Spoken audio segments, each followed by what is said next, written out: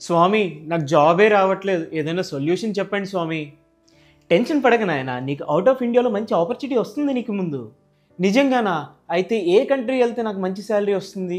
నీకు ఒకటి కాదు నాయన, 3 కంట్రీస్ చెప్తాను. ఈ లిస్ట్లో ఫస్ట్ కంట్రీ స్విట్జర్లాండ్. ఇక్కడ మనకి మినిమం వేజ్ చూసుకుంటే 50 lakhs ఉంది. అలాగే మనకి యావరేజ్ శాలరీ చూసుకుంటే అరౌండ్ 80 lakhs ఉంది.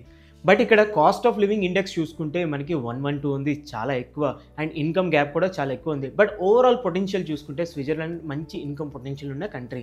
ఇంకో కంట్రీ చూసుకుంటే ఐస్లాండ్. ఇక్కడ ఇన్ఈక్వాలిటీ రేషియో కూడా మనకి చాలా తక్కువ ఉంది, 26.1% ఉంటే యావరేజ్ ఇన్కమ్ ఉంది కదా, అది 67 lakhs ఉంది.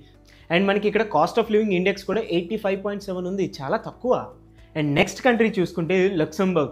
ఇక్కడ మనకి యావరేజ్ శాలరీ చూసుకుంటే 75 lakhs, మన లిస్ట్లో టాప్ 2లో ఉంటుంది. అలాగే ఇక్కడ కాస్ట్ ఆఫ్ లివింగ్ కూడా చాలా తక్కువ. సో ఇలాగ మీకు వేరే కంట్రీస్ గురించి కూడా తెలుసుకోవాలంటే కింద స్క్రీన్ మీద ఇస్తున్నాను, చూసేయండి.